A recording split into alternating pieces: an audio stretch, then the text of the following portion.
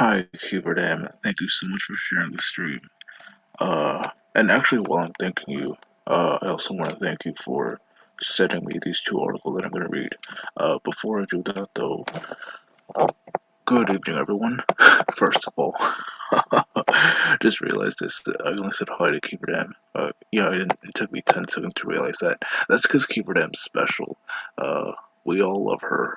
So, um, yeah, so before we get to the articles, I just want to. So I usually like to take a look at videos on Monday nights. Um, yeah, because I take a look at bread tubers and woke content on Mondays. You're welcome, Keeper M. Yeah, so I like to take a look at those on Mondays, and unfortunately, Ranting Monkey was streaming uh earlier tonight, and I couldn't. Yeah, I didn't. There was, I don't know. I was actually really curious as to the Hannah Gatsby uh video, which a couple people pointed out, Kiverdam included, that it was more like a TED talk or a TEDx talk. Hi, Zalbla. Zalbla, hello. Oh, speaking of Zalbla, I should probably post her GoFundMe in the chat. I should um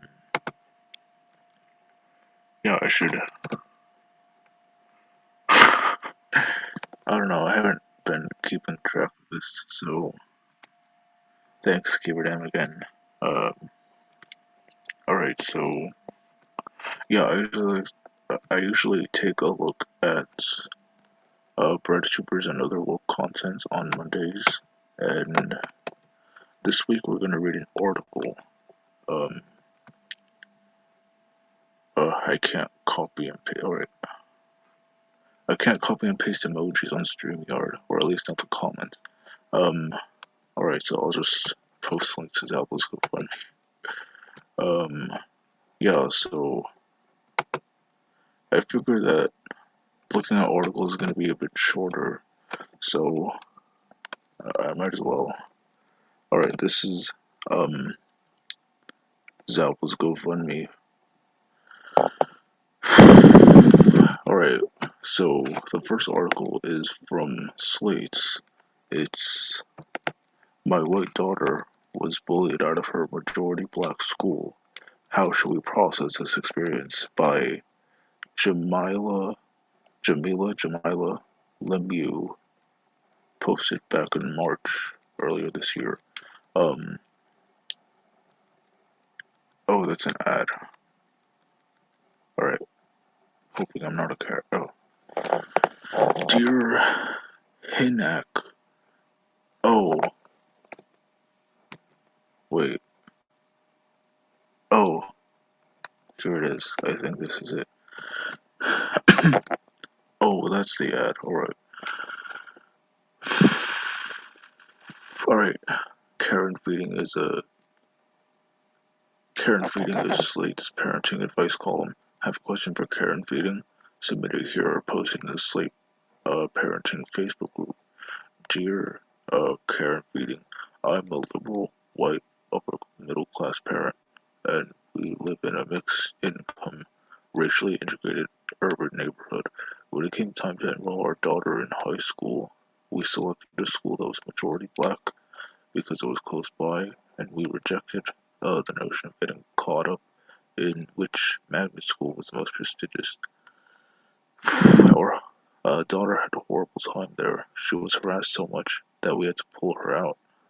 And other non-black students there were victimized because of their race. Sounds like a lovely school. I wonder what Robin DiAngelo, Jane Elliott, and Ibram X. Kendi would think. um, she was harassed. Oh, I am struggling to make sense of the experience. I think she's managed it well and hasn't let it affect her general views on race.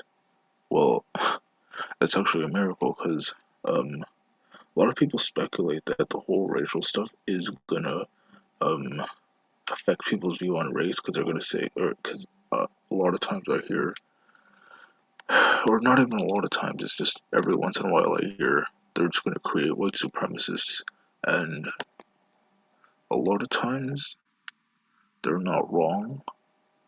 And when it's going to create white supremacists, in a way that's fear mongering because they don't want that to, because they don't want that to, uh, yeah, they are condemning white supremacists, and they're saying this um, through the notion that it will happen, and they're saying that it's a bad thing that it is happening. Um, yeah, so it's a miracle that she's not letting it affect her general views on race. Um, we need more of that in this world. Um, yeah, so that shows that both the daughter and the parent, I was gonna call this, actually, I think it is a mother because she hopes to not sound like a Karen. So yeah, both the mother and the daughter have the patience of a saint. I'm so glad they're not letting this affect their views on race. All that being said, I think she's managed it well and hasn't let it affect her general views on race, and I believe I'm doing the same. Oh, I'm glad you are too. Uh, I am just so angry that our daughter had to endure this, and I feel guilty that I put her in this position. I also caught her between friends who seem to want to say "I told you so," and those who seem to think that saying that she was a victim of racial harassment somehow makes me seem racist, since it was the hands of black students. Maybe I should just chalk it up to bad luck. Um, so how can I let go of the guilt and anger and all the other awful reactions I'm having to this? Alright, I'm gonna take a look at chat. Oh, thanks, Keeper M. Um, hoping I'm not a Karen. Dear, uh, Hinak, I don't know if that stands for something. You don't sound like a Karen to me, and I'm very sorry that your daughter had a negative experience at her former school.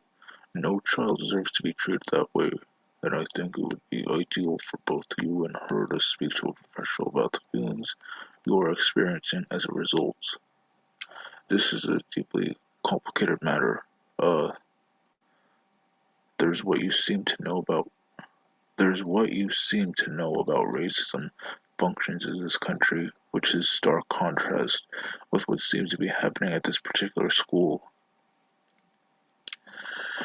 How your daughter recovers from this experience and how you will recover will mean a lot in terms of your relationship to black people going forward and your understanding of these awful racial dynamics that surround us. I will not defend the actions of any child who went out of their way to mistreat a classmate without provocation. I, like many other black parents, take serious dual responsibility of teaching my child to both understand racism and resist the urge to take out the pain that racism causes on her people who benefit most from it. Uh, I also recognize that in an area like the one you live in, one that sounds like it is somewhere in the process of gentrification, an influx of upper middle class white folks can be seen as absolutely devastating. So again, bullying regardless of the bully's background is not okay. It's not okay since you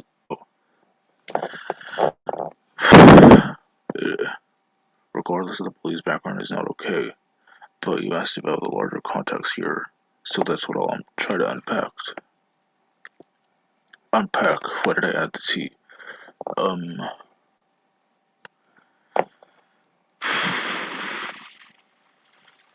Here it is. Um, After years of being told that your community was unimportant and unworthy of resources, you try to watch it become a hotspot, see investment that you would never, or that would have never been made on your behalf.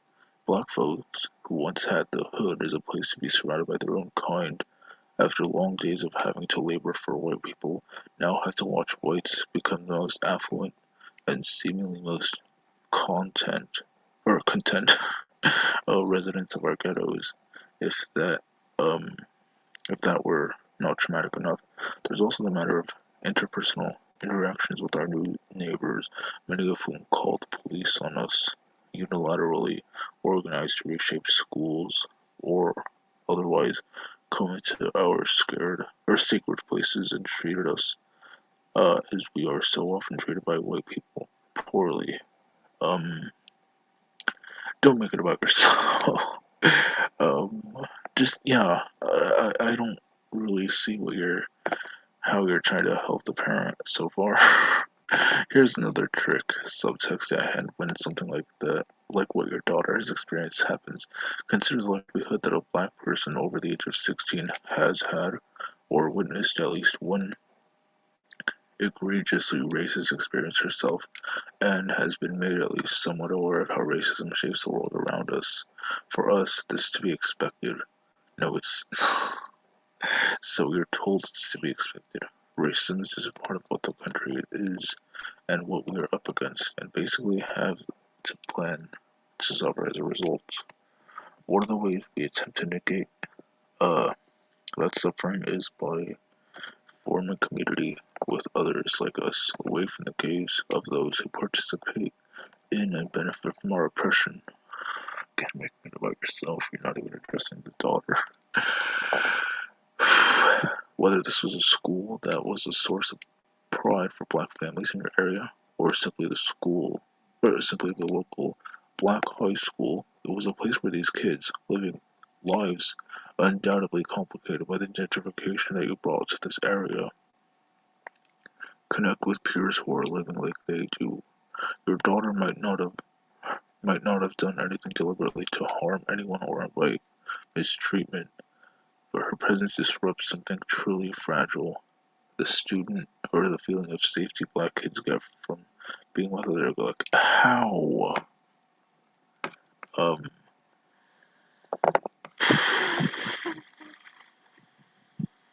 where was I?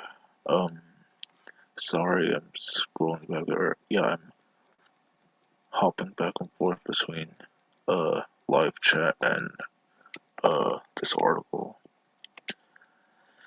Oh yeah, those kids see their parents those kids see their parents struggling to afford to live in an area that is changing to better reflect people like you. They think of how they and the adults they love have been treated by white folks in positions of authority their entire lives, perhaps including some of the teachers in this black school.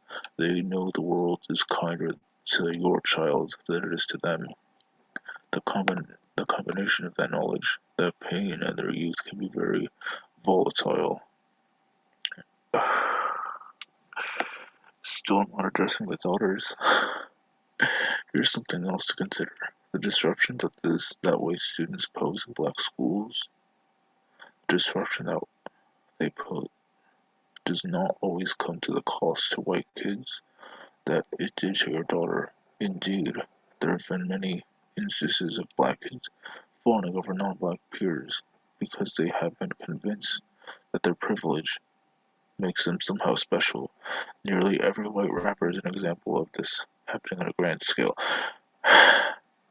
Besides Eminem and Macklemore, what white rapper can you name? How you might have reacted to something like this says a lot about just how prepared for this experience you were in the first place.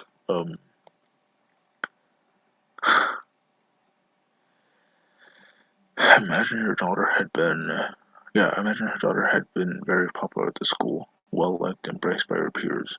What if her whiteness, what did I say witness? What if her whiteness had made her a celebrity of sorts, accepted and celebrated by students and teachers alike because of the ways that society typically privileges white girlhood? How might have you react to that? Would you have been concerned about how this could affect black girls in her class? Would What if she was a valedictorian at an all-black school? Would that have been a problem for you? This is deflection. School integration is complicated, and the US has never worked to implement it in any meaningful way. The haphazard integration that has been born of gentrification has and will continue to hurt a lot of kids. I'm sorry that your daughter was one of them, and I hope that you're able to get through this difficult time with the right attitude. Um, so it looks like that's the end of the article. So Um, yeah, that's basically what the writer was saying. So it's be bullied or be fawned over, not just be treated that. Yeah, that's basically it. Cause it's basically this whole article was representing a false dichotomy that you have to be fawned over or you have to be bullied. There's no actual in between. Monkey was talking about nuance earlier this. I should say last week because it's Monday. Yeah, he was talking about nuance sometime last week, and that we need to get more of that. And the example he said, I can't remember what it was specifically. He just said something that he was in favor of something being legal, even though he didn't agree. Um, he agreed that it should be legal. He just doesn't agree. Uh, on a principle level, he doesn't agree. On a legal level, he does. Um, such black and white haha thing. Kiradam, go sit in the corner. Um, I hope you will be in the corner. One of these nights. Um, so the other article that we're gonna take a look at, sent to us by Kiradam, is this one article that dates back to 2016. Um, yeah, next month will be the 5-year anniversary of this incident. Um, and this will be, yeah, actually, yeah, I'm gonna read this tonight and on the anniversary of She Doesn't Want to Be White Anymore. 12-year-old girl bullied at Kansas City school for being white. So I was aware of this story. Actually, Kiberdam is how I knew about this story. I just didn't know the um.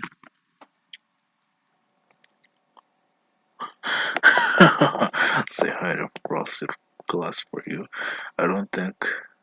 Oh.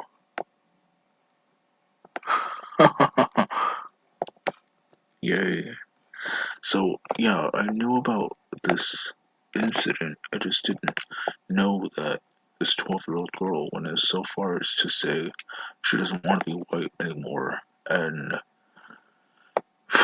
since since in recent years, it's been discovered that, yeah, since in recent years, there has been so much, there's been a lot of concern about girls, yeah, little girls, like who aren't even in high school yet, already developing eating disorders. This is also an issue as serious as that.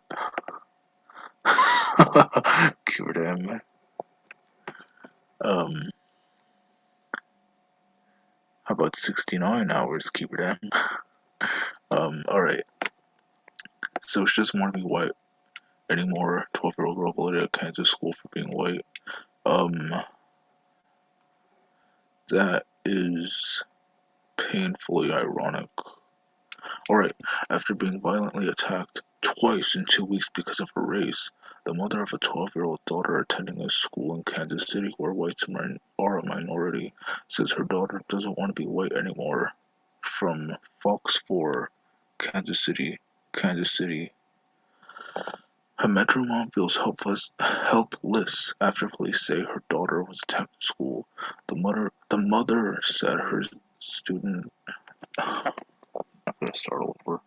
After being violently attacked twice in 2 weeks because of her race, the mother of a 12-year-old girl attending a school in Kansas City where whites are a minority says her daughter doesn't want to be white anymore. From Fox 4, Kansas City. Kansas City. A Metro mom feels helpless after. It's the word after. No, it's that feels and after, or in between help, or no, helpless is, I'll just read it. A Metro mom feels helpless after police say her daughter was attacked at school. The mother said students are targeting her daughter because of her skin color. Police say a 12-year-old girl was punched in the face at a school by another student Monday at the Frontier School of Excellence off 56th Street in Truston, Kansas City. Chandis Key said this is the second time in 2 weeks her daughter was attacked. Oh, that's the name of the mother. And she said it's because of her race. About 2 weeks ago, she reported being called racial names. The mom, she said that's about the time her 12-year-old daughter. I'm not. I don't know how to pronounce her name, nor am I gonna say it. Just because as of now she's still a minor. So she said that it's about the time. She said that's about the time her 12-year-old daughter was first attacked by two girls. Um, One pushed her and the other one pushed her and she tried to fight back. That was the end of that. They called her racial names that day, she said. The school confirmed an incident happened and said it was quickly rectified and resolved. But Key said Monday her daughter was attacked again. She just started hitting me in my face area. Everything went black and every time she hit me, it was just bursts of light. Um, that is that is a horribly coincidental pun. It happened so fast, and then I wondered, why would she do this? Because I didn't know the girl. I've never even seen her or talked to her, the daughter said. It doesn't actually say the daughter, it says her name, but I'm just gonna say the daughter. The school appears to have done little to remedy the situation. That's because the school system sucks and they don't really do anything to stop bullying to begin in the first place. Huh. A newcomer. I haven't seen you in a while, Johnny Hellcat. um, where was I? Oh yeah, the school appears to have done little to remedy the situation.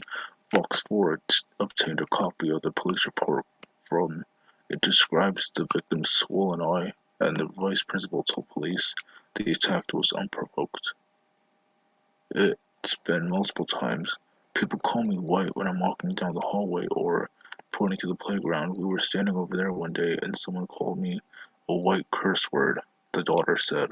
Fox 4 asked the school. Um, Fox 4 asked the school to.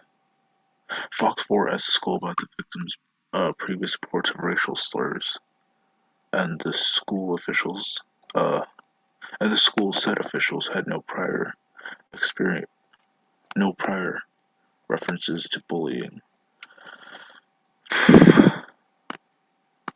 Oh, Bookie said, she did warn them. She did warn them they were calling her racial names in the hallway. Key said she didn't feel reassured from school officials after after the attack, and now she doesn't know what to do with her daughter.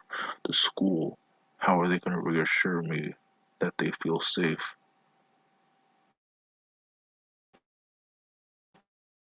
And change her color. Actually, Sean King can. I shouldn't make jokes. And that wasn't even a joke, right? I don't know. That was just, I can't change her color. She's white. That is the reality, though, is that Sean King and Rachel Dolezal both. Actually, Rachel Dolezal is the only one to actually change her color. Sean King is just trying to appear black. Key said the school told her. Key said the school told her girl who punched her daughter was suspended, but they wouldn't tell her anything anymore, including the attacker's name. Um, Key said that it's frustrating because she needs to know who hit her daughter in order to request a restraining order. Um, a similar case made headlines this year in New York after a white student sued his high school for allowing him to be bullied because of his race. An article that we'll get to another time. The city settled in the case for an undisclosed amount. If America's immigration policies are not changed, it's estimated that white people will become a minority in America by the year 2044. Um, I don't see why that statistic needs to be included uh in this article. Yeah, it didn't need to end in that article. Um, or it didn't need to end in that sentence. Um, Vice President Joe Biden said last year he believes whites becoming a minority in America is a source for our strength, of our strength. Yeah, it didn't. Yeah, because the article didn't. Or yeah, that last sentence had nothing. Wasn't related to the article. Ooh, newcomers. Hey, Parody Bear. And everyone's just greeting each other. I roboted. I hope I'm not now, because racism is. Um, so it's crazy. I haven't had this many people in chat in a while, in a long time. I wish I had this many people in chat when I took a look at Jake and Xander Hall and Buckley. um, as long as I'm still here, I should probably shill myself. So tomorrow or Wednesday, actually, yeah, I'll have to figure it out this week. So this week I'm gonna do this week for sure. I know I'm gonna try to do two streams, two video related streams. One is gonna be looking at Surus. So if you guys don't know Surus, well, let's take a look at him now. Um, oh good, I'm fine. So Surus is a fellow bred tuber. He's one of the he's not one of the popular ones. Oh, he's almost at 1,000. So this is Saurus. We're gonna take a look at him. If you guys have been following me for a while, you know that I would take a look at a dose of Buckley's stuff. And yeah, the reason I'm gonna take a look at Saurus is this is gonna be one of the rare times when I defend Buckley. So yeah, because he says Joseph Boca doesn't understand trigger warnings. This is what we're going to take a look at sometime this week too, and I'm going to cover the Onision, not Onision, Repsion. It's a weird way to put it. Repsion, a vegan games drama. Um, so yeah, I look forward to that. Um, later on this week. Um, thank you so much for sharing.